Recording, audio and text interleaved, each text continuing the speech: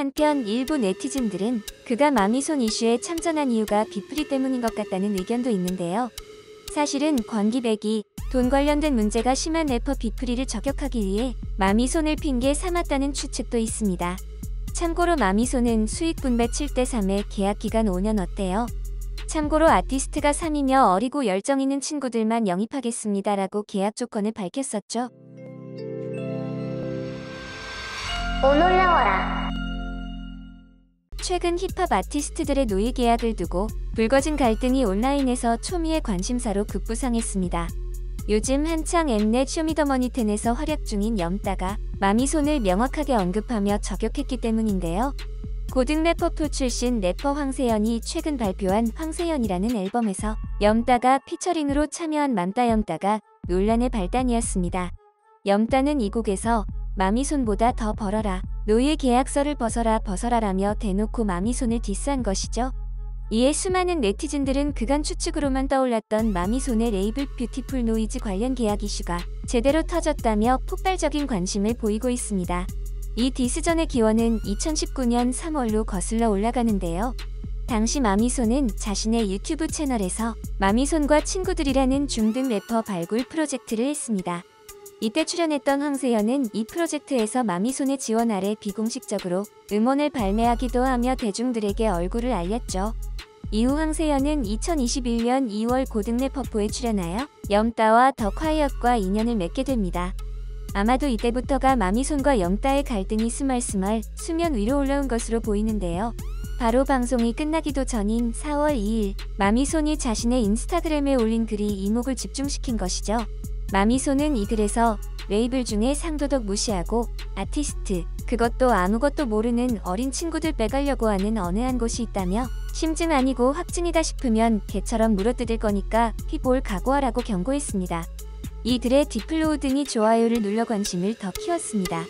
처음에는 원슈타인을 빼가려는 움직임일까 하는 말들이 있었지만 이어 고래퍼 관련 래퍼일 거라고 추측하는 분위기가 네티즌들 사이에 퍼지기 시작한 것이죠. 게다가 이 즈음 고래퍼에서 황세연의 멘토였던 염따와 더 콰이엇이 데이토나라는 새 레이블을 만들어 많은 이들은 마미손이 언급한 레이블이 데이토나가 아니냐는 예상을 했습니다. 그러던 와중에 제3자들이 개입하며 논란을 키웠습니다. 바로 중학생 래퍼 권기백이 자신의 인스타그램에 마미손의 글을 공유하며 라라노라는 말로 마미손을 저격한 것이죠. 권기백은 이어 노예 계약하지 마세요 여러분. 고등 래퍼 말하는 게 아니라 아무것도 모르는 어린 친구한테 회사칠 아티스트 3 제안하는 놈이 상도덕이라는 거 보니까 얼탱이가 터진다고 올렸습니다. 당시 권기백은 힙합 팬들 사이에서 이미지가 좋지 않아 이 저격은 크게 주목받지 못했다고 전해집니다. 여기서 권기백을 잘 모르시는 분들을 위해서 잠깐 소개해볼까 하는데요. 2006년생인 그는 어린 나이에도 불구하고 래퍼 겸 프로듀서로 활동 중이며 뒤에 언급하겠지만 래퍼 비프리가 만든 뉴웨이브 레코즈 소속 아티스트입니다. 염따와 더 콰이엇은 권기백을 자신들의 프로그램인 랩하우스에서 고등 래퍼에 이런 친구들이 나왔으면 좋겠다고 했으며 염따는 비프리가 과거에 이렇게 빡세게 라이브를 했다. 진짜 오랜만에 보는 캐릭터라고 칭찬하기도 했죠. 권기백은 아이돌 있지와 래퍼 오은을 디스하기도 하면서 구설수에 자주 오른 인물이기도 합니다. 한편 일부 네티즌들은 그가 마미손 이슈에 참전한 이유가 비프리 때문인 것 같다는 의견도 있는데요. 사실은 권기백이 돈 관련된 문제가 심한 래퍼 비프리를 저격하기 위해 마미손을 핑계 삼았다는 추측도 있습니다. 여기에 김상민 그는 감히 전설이라고 할 수 있다라는 특이한 이름의 래퍼도 마미손 저격에 힘을 실었죠. 김상민은 자신의 인스타그램 스토리에 과거 마미손이 썼던 자신의 회사 계약 조건을 그대로 올려버린 것입니다. 참고로 마미손은 수익 분배 7대3에 계약 기간 5년 어때요? 참고로 아티스트가 3이며 어리고 열정 있는 친구들만 영입하겠습니다라고 계약 조건을 밝혔었죠. 현재 수많은 네티즌들은 이 상황을 두고 뜨거운 논쟁을 펼치고 있습니다. 네티즌들이 주목하고 있는 것은 아티스트 밑장 빼기가 아니라 마미손의 계약 조건인데요.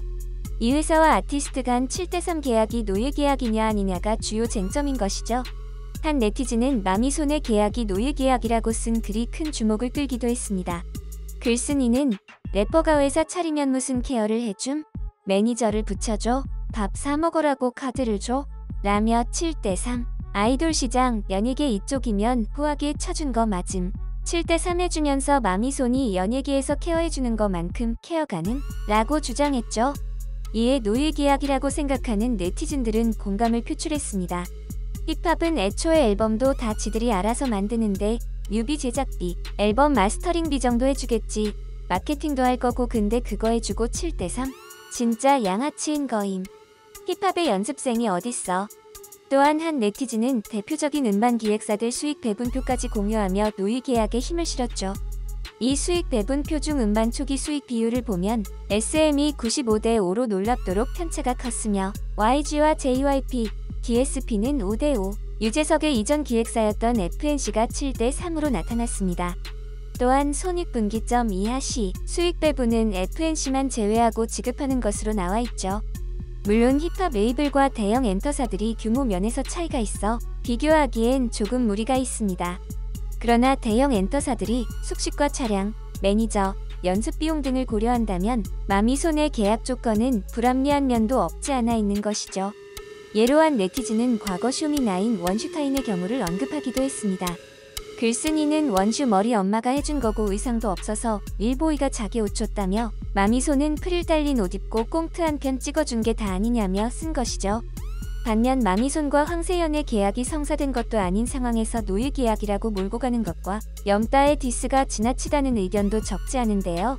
투자금 회수 없고 서바 지원 전적으로 하는데 7대3이면 괜찮다 보거든. 요즘 뮤비며 음원이며 돈 많이 들어. 계약이 성사된 상태도 아닌데 저렇게 저격까지 해야 했나? 한편 앞서 언급했던 권기백의 소속 웨이블 뉴레코즈 웨이블을 운영하는 비프리도 과거 팔로알토가 대표인 하이라이트 레코즈 당시 계약 관련 불화설도 재조명되었습니다. 과거 비프리는 하이라이트에서 낸 음반과 음원 수익료가 자신에게 돌아온 게 없다며 팔로알토를 신랄하게 디스했죠. 그러나 이어 팔로알토가 저작권 등 비프리와의 계약을 상세하게 공개하며 상황을 역관광했습니다. 그리고 계약 해지 요구를 한 것도 비프리였음이 밝혀졌으며 심지어 처우에 불만을 가졌던 비프리에게 팔로알토가 사비를 털어 용돈을 준 사실도 밝혀졌죠. 이러한 사실을 기반으로 한 네티즌이 비프리 소속사인 권기백이 마미손을 저격한 이유가 계약할 때 조건을 알고 있는 걸 보니 마미손이랑 비프리한테 연락이 왔을 때 저울질 좀 한 것 같다고 주장한 글도 많은 이들의 관심을 끌었습니다. 그렇다면 과연 힙합 레이블들의 평균적인 계약 조건은 어떻길래 이런 일들이 발생할까요? 온라인에서 돌고 있는 정보에 따르면 일반적인 힙합 레이블 수익 배분은 아티스트가 5에서 6이며 회사가 5에서 4라는 이야기가 있습니다. 이번 논란에 연루된 염따와 덕화이엇의 데이토나는 회사와 아티스트 6대4라고 전해지네요. 참고로 아티스트와 회사가 8대1라는 놀라운 계약 조건의 레이블도 있습니다. 바로 박재범이 대표인 AOMG라고 하죠. 그래서인지 다들 계약 해자인 AOMG에 가려고 하는 것 같습니다. 끝으로 형돈이와 대준이이자 래퍼 데프콘이 이런 말을 했다고 하죠.